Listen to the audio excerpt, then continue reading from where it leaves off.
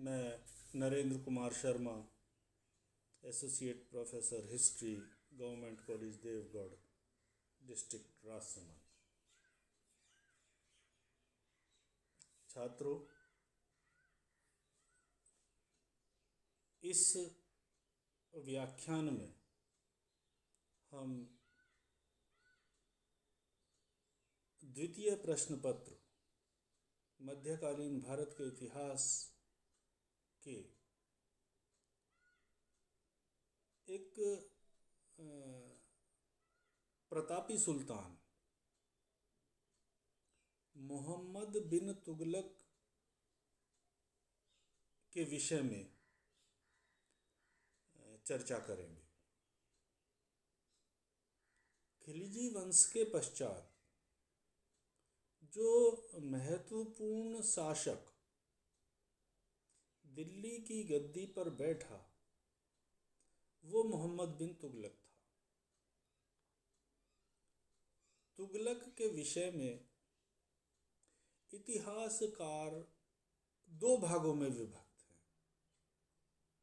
इतिहासकारों के एक वर्ग का ये मानना है कि मोहम्मद बिन तुगलक बहुत योग्य और कुशल सुल्तान था, और दूसरी तरफ एक वर्ग ऐसा भी है इतिहासकारों का जो ये मानता है कि मोहम्मद बिन तुगलक बहुत अयोग्य, नकारा और पागल किस्म का सुल्तान था। 1325 से 1351 तक का जो काल है वो उथल पुथल का काल रहा है सल्तनत काल में। और मोहम्मद बिन तुगलक के द्वारा किए गए जो कार्य थे या उसके द्वारा जो योजनाएं बनाई गई थी और उन योजनाओं का जिस तरीके से क्रियान्वयन हुआ था, वो इस उथल पुथल के लिए जो लगभग 25 वर्ष का जो शासनकाल है, उस शासनकाल में होने वाली उथल पुथल के लिए ये योजनाएं महत्वपूर्ण रूप से जिम्मेदार हैं।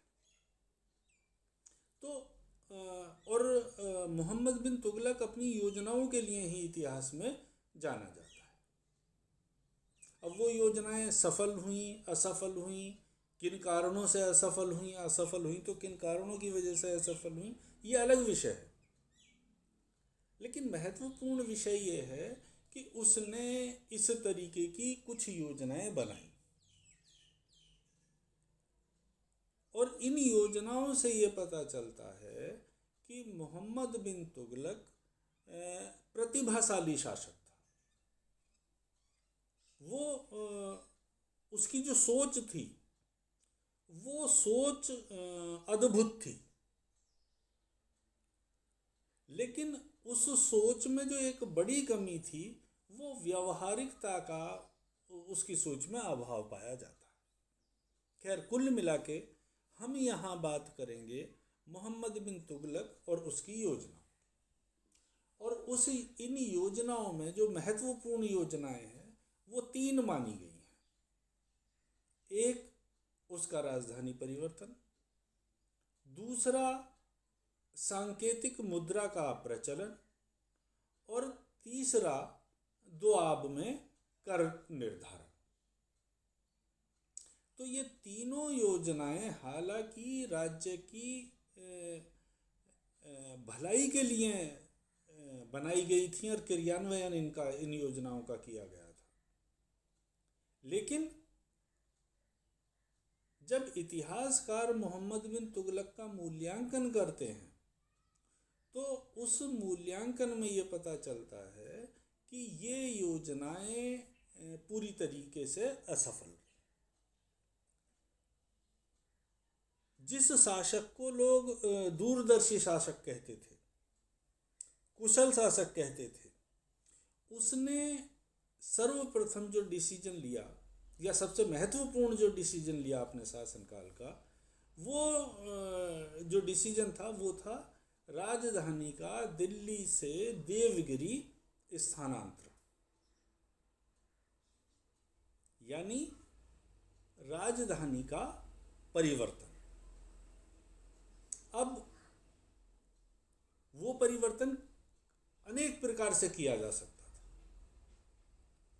तो सबसे पहले तो यही बात है कि ये किस कारण की वजह से ये बात दिमाग में आई और ये बात की गई, ये योजनाएं बनाई गई और इस योजना को लागू किया गया।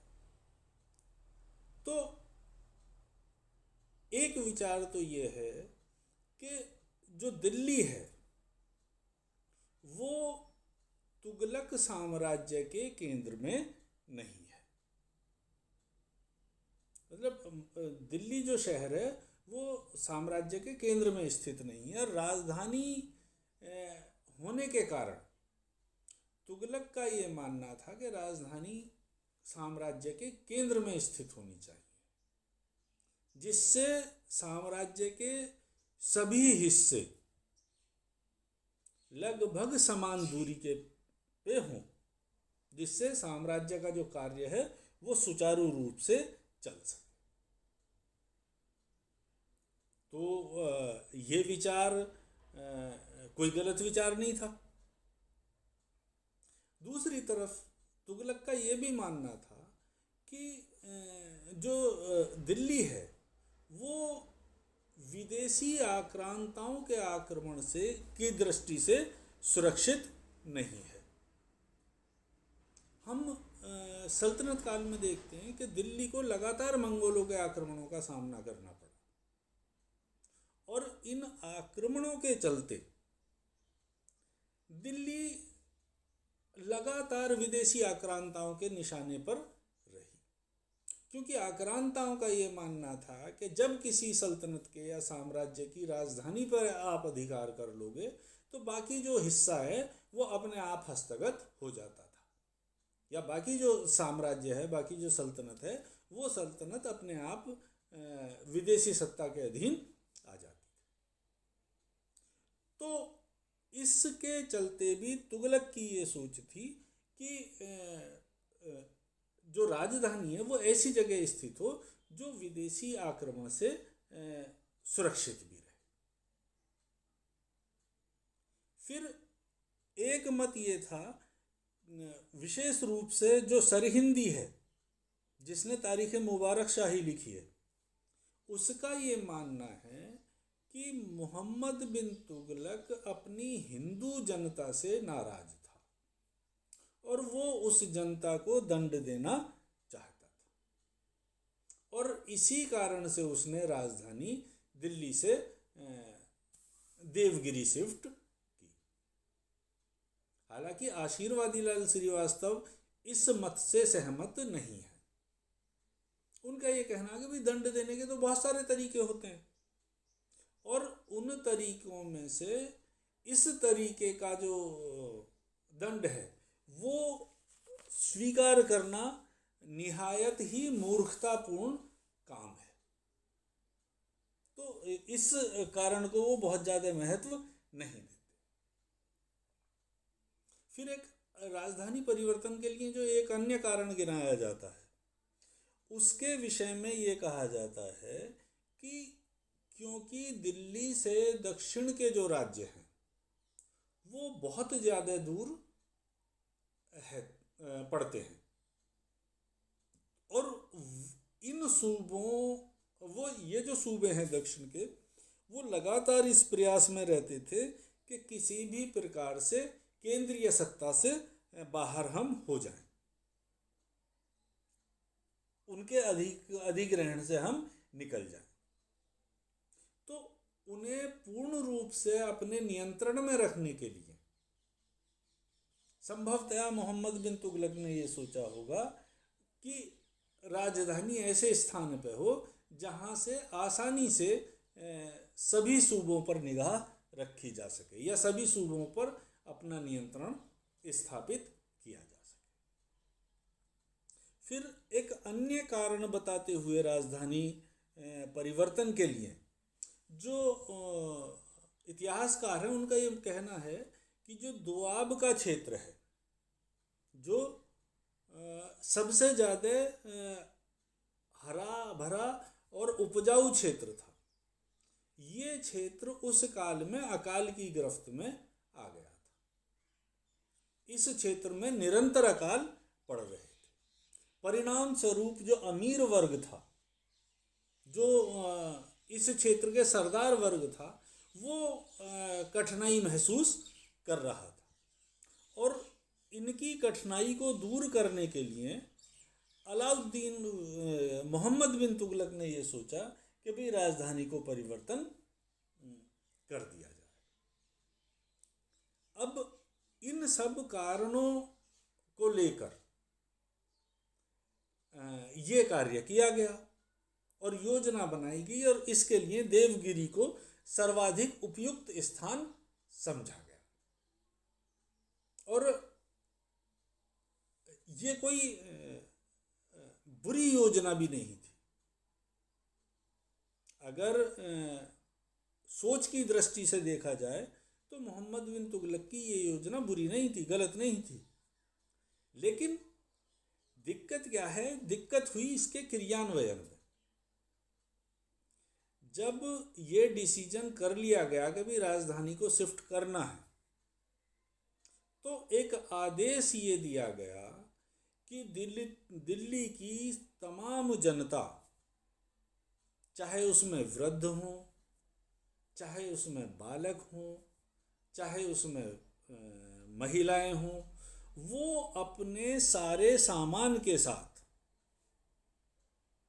दिल्ली से दौलताबाद के लिए कूच करेंगे, देवगिरी के लिए कूच करेंगे। तो इस तरीके का जो आदेश था, ये जो फरमान था, ये जो राजाज्ञा थी, इस राजाज्ञा ने उस योजना को पूरी की योजना में पलीता लगाने का काम किया। अगर आदेश इस तरीके का नहीं होता तो निश्चित रूप से इस योजना के लिए मोहम्मद बिन तुगलक की जो गिनती है, वो गिनती भारत के सर्वाधिक सफल सुल्तानों में की जाती। लेकिन इस फरमान ने इस योजना को असफल बनाने में महत्वपूर्ण भूमिका निभाई।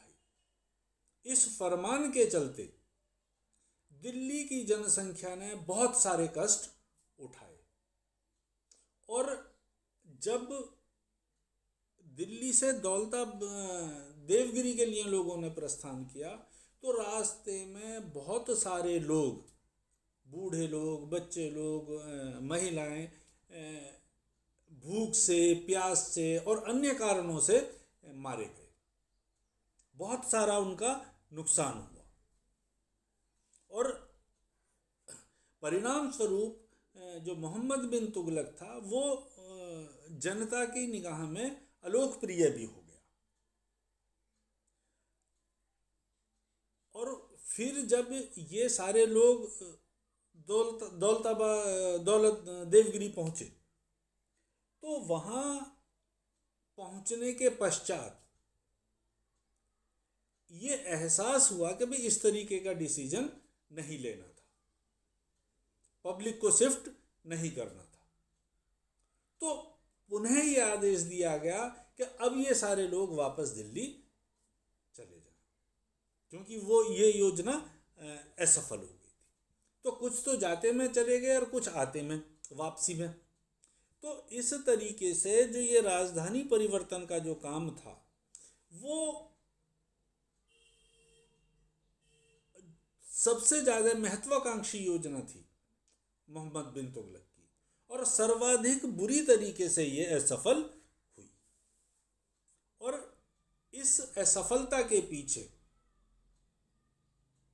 जो ब्यूरोक्रेसी है उसकी अकर्मण्यता, उसका नकारापन दिखाई देता है, स्पष्ट होता है। अगर ये आदेश सिर्फ ऑफिस शिफ्ट किए गए होते तो संभवतः इसके परिणाम इस तरीके के नहीं निकलते। लेकिन इस योजना के पीछे जो होमवर्क होना चाहिए था, प्रशासन का जो होमवर्क होना चाहिए था, वो नहीं हुआ। और इस होमवर्क के नहीं होने के कारण ये योजना असफल हो जाती है। और इस योजना के लिए एक कारण ये भी बताया जाता था कि जो राजपूताना है, राजपूत जिस तरीके से मंगोलों के आक्रमण हो रहे थे दिल्ली पे, उसी तरीके से राजपूताने से भी आक्रमण का भय दिल्ली में सदैव बना रहता था। तो एक कारण वो भी गिनाते हैं कुछ इतिहासकार। खैर, कुल मिला के बात यह है कि ये योजना पूरी तरीके से असफल हुई। और इस असफलता के पीछे मोहम्मद बिन तुगलक के जो दिमागी स्थिति है उसकी का मूल्यांकन लोगों ने, इतिहासकारों ने किया। इसकी बहुत आलोचना हुई। इस योजना के लिए मोहम्मद बिन तुगलक को क्रूर, अदूरदर्शी, प्रजापीड़क सुल्तान कहा गया। और जो लोग थे, जो सल्तनत की प्रजा थी, उस प्रजा में भारी असंतोष व्याप्त हो गया। तो इस प्रकार ये योजना, महत्वपूर्ण जो योजना थी, वो फ्लॉप हो गई। अब दूसरी योजना के विषय में हम चर्चा करेंगे अगले व्याख्यान में, नेक्स्ट व्याख्यान में। Thank you.